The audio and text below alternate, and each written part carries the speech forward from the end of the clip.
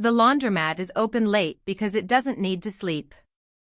It hums instead. Rows of machines breathing in cycles, metal doors knocking softly like someone changing their mind. I come here after work because it feels less empty than my apartment. Because no one asks questions. Because the chairs are hard enough to keep thoughts from getting comfortable. I'm folding a hoodie that still smells faintly like detergent and something older, home, maybe, when she walks in with a canvas bag and a thermos I recognize. Blue. Scratched at the base. I've seen it on her porch rail most mornings, steaming in the early light. She doesn't notice me at first. She's focused on the machine that's eating quarters like it's offended by the offering. She tilts her head, presses the coin slot again, sighs. Not dramatic. Just tired in a way that doesn't ask for help. Sometimes you have to hit it, I say. Then immediately wish I hadn't said anything at all. She looks up. There's a half second where her eyes search, then land. Stay. She smiles, small and crooked, like she's testing it. Violence, she says. Always the answer. She taps the side of the machine instead. It starts. She glances back at me, a look that feels like a shared secret even though it's nothing. I go back to folding, slower than necessary. I line the sleeves carefully. I smooth the fabric twice. She takes the chair across from mine, sets the thermos between her feet. She crosses and uncrosses her ankles. The room fills with the sound of spinning and the smell of soap and heat. I tell myself to check my phone. I don't. You live next door, right? She asks. I nod. Yeah. Blue door. She hums, thinking. You're quiet. But not in a suspicious way. I laugh before I can stop myself. It comes out wrong, too loud, then gone. She watches me like she's storing something for later. I notice her hands. Long fingers. No rings. She rubs her thumb along the thermos lid, absent. We talk about nothing. About how the dryers run too hot. About a stray cat that sleeps under her car sometimes. She remembers my name. I don't remember telling her. She remembers that I take my coffee black. I realize she's noticed me more than I thought anyone had. When the machines stop, we don't move right away. She folds a towel and refolds it, sharper this time. I tear the edge of a dryer sheet without meaning to. We stand up at the same time and almost bump into each other. She steps back. I say sorry. She says no, it's fine, and means it too much. Outside, the night is cool and close. The streetlight flickers. She lifts the thermos, then hesitates, then holds it out. Want some? I made too much. I take it. Our fingers brush. It's nothing. It's everything. The coffee is strong. Bitter. Familiar in a way that settles something I didn't know was unsettled. Thanks, I say. Anytime, she says, then pauses. I mean, yeah. We walk back toward the building together. At her door, she turns. You should come by sometime. If you want. I mean, no pressure. My phone buzzes before I can answer. A text I wasn't expecting. From her. A simple line. Did you get home okay? I look up. She's already inside. The blue door clicks shut.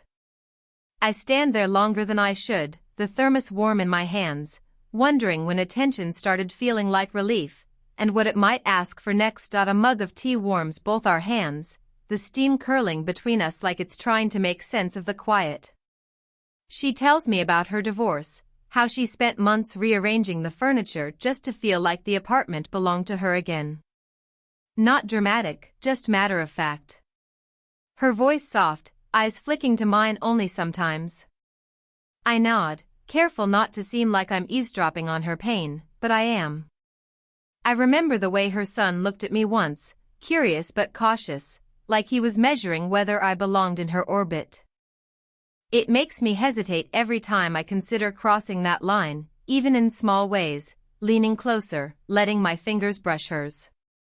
She notices the hesitation and smiles faintly, knowingly, but says nothing.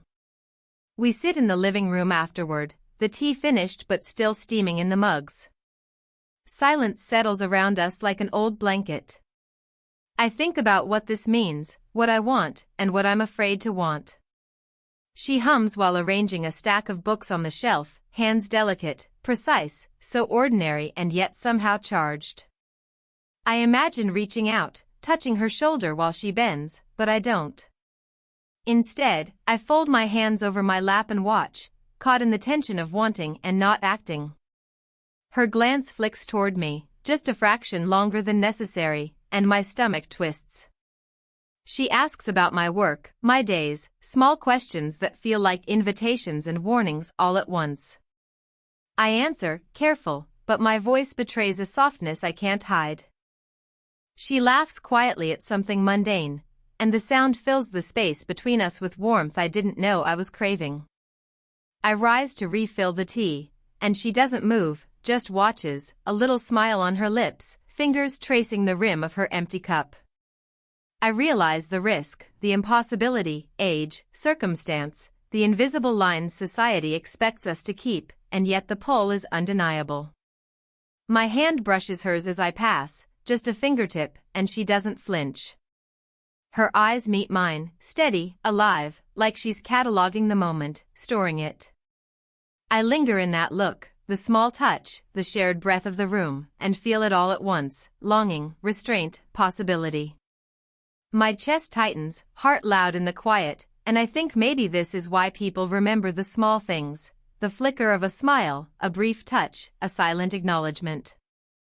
When she laughs again, soft and unguarded, I realize I don't know why that moment stayed with me, maybe because it felt like someone finally saw me. The thermos stays on my counter longer than it should. I rinse it. Dry it. Forget to bring it back. Then remember and don't. It becomes part of the room, like proof that something happened and didn't immediately disappear. Our routines start to overlap in ways that feel accidental but aren't. I time my trash runs. She waters her plants later. We meet on the stairs. On the sidewalk. Always with that half smile, like we're both pretending this is coincidence. One night she knocks. Not loud. Just enough. I think this is yours, she says, holding the thermos. Clean. Refilled. I step aside. She doesn't come in right away. Stays by the doorframe. Hands folded. Waiting to see what kind of invitation it is. The apartment feels smaller with her in it. Quieter. She looks around like she's trying not to look around. Notices the plant I keep forgetting to water. The stack of unopened mail. She doesn't comment. You eat, she asks. Sometimes. She nods. Like that answers something else. We sit. Not close. The space between us feels measured. Deliberate. She talks about her day in pieces.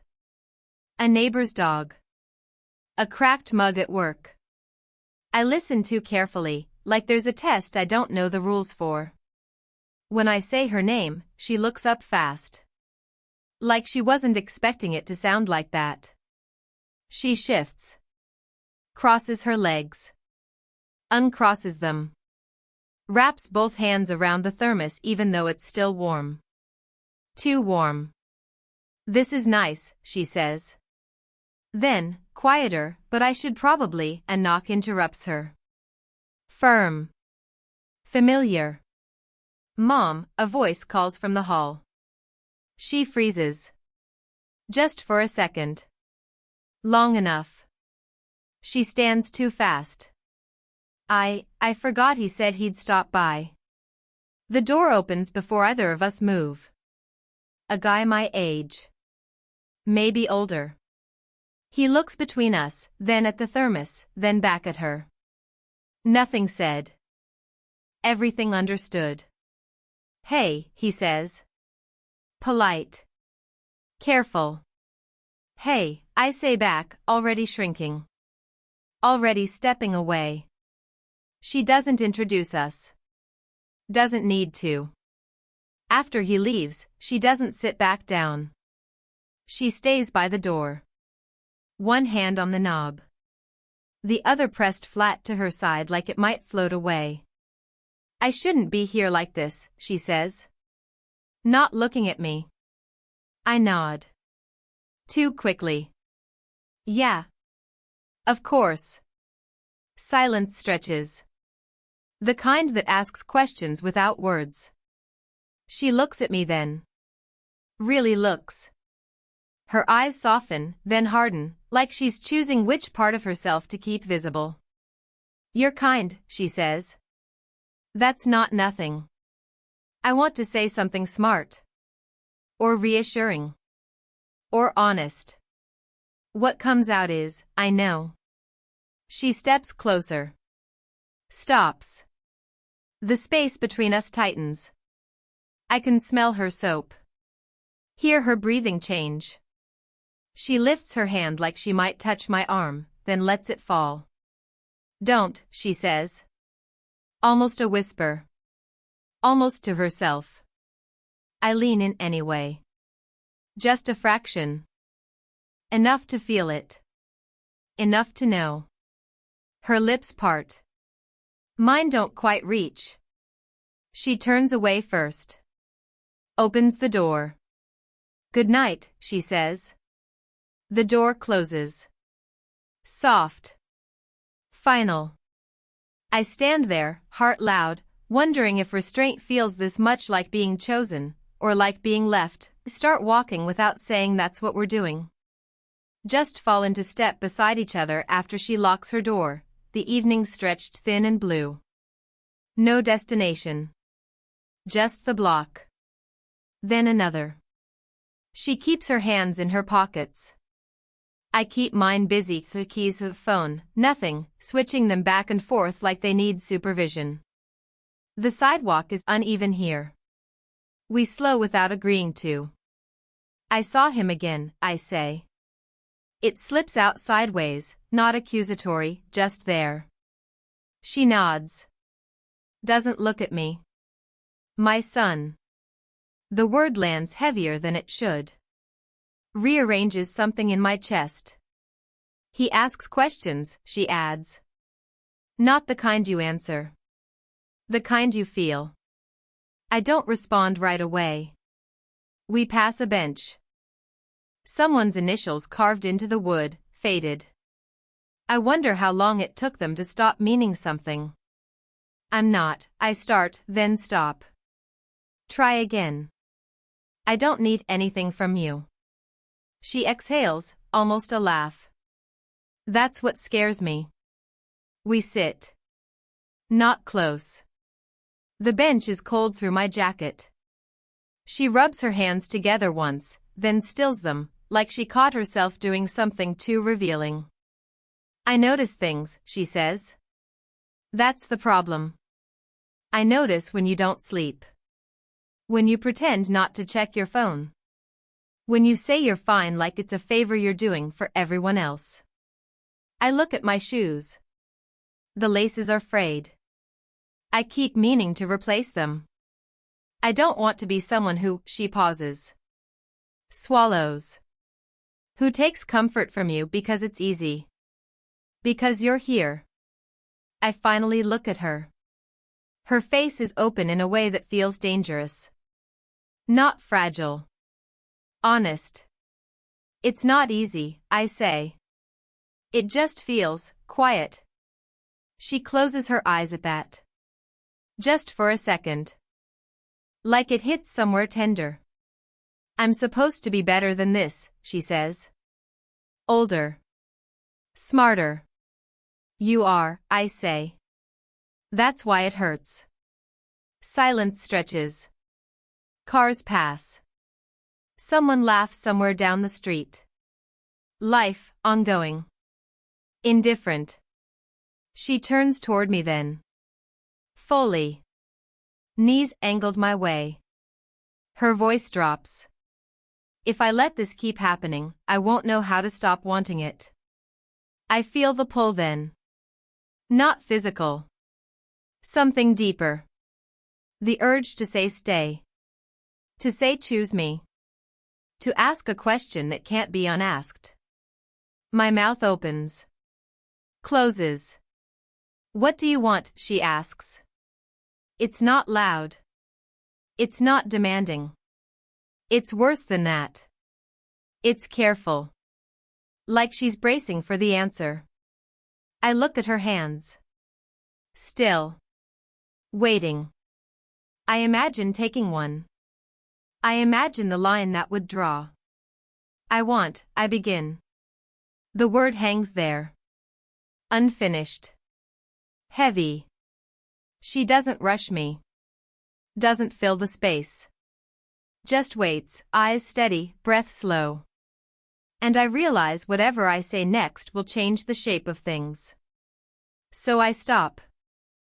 And the question stays between us, warm and unanswered, asking which of us is brave enough to let it be real. After the bench, things don't end. They loosen. She stops texting first. Not abruptly. Gradually. A reply that comes hours later. Then the next day. Then not at all. Her lights go off earlier. The blue door stays closed. The thermos never reappears. I tell myself it's normal. That people recalibrate. That adults do this thing where they correct course quietly and hope no one notices the skid marks. I start taking longer routes home. Different times. I don't check the sidewalk before I step out anymore. I stop listening for her laugh through the wall. It's a performance. I commit to it. Hope shows up anyway. Uninvited. In flashes. Her shadow passing the window. The sound of her keys. I don't chase it. I let it bruise and go. Then I hear it. Her voice. Not on the stairs. Not at the door. On the phone. The wall between us is thin enough to borrow words. I don't mean to listen. I'm already there when the name lands. I told you I couldn't do that again, she says. Not angry. Tired. He's not you. Silence. Then softer. I know. I just know. I'm not going backwards. I sit on my bed, shoes still on. My heart does something small and sharp. I picture a man I've never seen. Someone familiar enough to haunt the present. Someone who still has a claim. After that, she disappears completely. A week passes. Then another. The stray cat stops sleeping under her car. The porch plant dries out. I notice because I don't want to. I draft a message I never send. Did I do something wrong? Delete. I miss our talks. Delete. I'm here. Too much. I type her name. Just that. Watch the cursor blink like it's waiting for permission. I lock the phone instead. When I finally see her again, it's at the grocery store. Buy the oranges. She looks thinner. Or maybe just guarded. She smiles when she sees me. A polite one. A stranger's smile. Hey, she says. Hey. We stand there, carts between us like a negotiated border. She reaches for an orange. Puts it back. Reaches for another. I've been busy, she says, unnecessarily. Yeah, I say. I figured. She nods. Waits. Like there's more. There isn't. I should go, she says. Okay. She turns away. Stops. Turns back. Her mouth opens, then closes. The words don't make it. That night, I sit on my bed again. Same position. Different ache. I open my phone. Type the message. All of it. Honest. Careful. The kind that risks dignity. I read it once. Then again. I don't hit send. I didn't feel heartbroken. I felt paused. Like life forgot to finish the sentence. The phone stays dark in my hand. The blue door stays closed. And the space between us waits, unfinished. The knock comes late enough that I almost ignore it. Not because I don't want to answer, but because I already know who it is, and knowing makes my chest tighten. When I open the door, she's standing there without the coat she usually wears. Hair pulled back, face bare. Tired in a way that isn't asking to be fixed. I don't have long, she says. Not an excuse. A boundary. I step aside anyway. She hesitates, then comes in. Stays by the counter. The kitchen light hums overhead. Too bright. I don't turn it down. I shouldn't have disappeared like that, she says. Her eyes stay on the sink. That wasn't fair. I nod. Let her have the space. I figured you were handling something. She lets out a breath that sounds like relief. I was. Silence. The refrigerator kicks on. I lean back against the counter, arms crossed, not closed, just bracing. I didn't expect you, I say. I know. She finally looks at me. I didn't expect myself either. Her hands rest flat on the counter. No fidgeting. Like she's decided not to hide anything now. I have a history of choosing things that feel safe, she says. Even when they aren't good for me. Especially then. I wait. Don't interrupt. My heart is loud enough. When you showed up, she continues, it didn't feel safe. It felt clear. And that scared me more than anything. I swallow. The words land slow. Heavy. I didn't want to be a phase, I say. Not accusing. Just true. She nods immediately. You weren't. That's the problem. Another pause. This one stretches, but doesn't strain. It feels earned. I'm not asking you for anything, she says. Not promises. Not fixing. Her voice catches, then steadies. I didn't want to keep pretending you didn't matter. I step closer. Not all the way. Enough to be felt.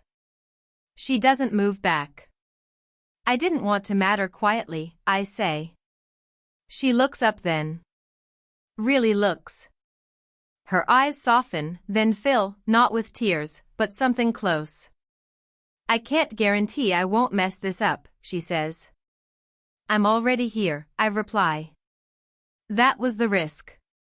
She studies my face like she's memorizing something she might need later. Then she reaches out. Her hand rests on my forearm. Warm. Solid. The contact sends a slow, steady calm through me. Okay, she says. Just that. I smile. Not big. Not relieved. Real. Okay, I say back. She doesn't kiss me. Neither do I. We stand there, close enough to share breath, close enough to know. When she leaves, she pauses at the door. Turns. Tomorrow, she asks. Not a plan. Not a promise. Yeah, I say. The door closes behind her. This time, it doesn't feel like an ending. It feels like something choosing to begin. Time doesn't rush us after that. It just adjusts. Mornings start overlapping in a way that feels less like coincidence and more like agreement. 8:47 a.m. becomes our unspoken meeting point, not exact, not scheduled. Just when the day is deciding what it's going to be. She steps out with her mug. I step out with black coffee. We don't comment on it anymore. We walk the block most evenings. Sometimes we make it to the bench. Sometimes we don't. The bench feels different now. Less like a question. More like a place to sit. We talk about small things. Groceries. Work. The cat that never came back. We don't fill every silence. We let some of them breathe. She still pulls back sometimes. I still notice. The difference is she tells me when she's doing it. And I don't chase. I stay. The thermos returns one morning. Set gently on my counter like it never left. This time, she doesn't offer it. She just pours herself a cup from it while I make coffee. No ceremony. No explanation. Her son knows. Not everything. Just enough. He's polite. Watchful. We exist in the same space without needing to be defined. It's strange and human and workable. Some nights she falls asleep on my couch. Shoes kicked off.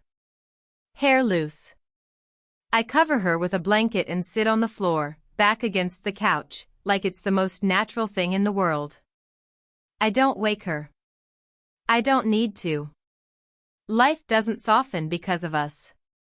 Bills still show up. Work still drains us in different ways. There are days she's distant. Days I'm quieter than usual.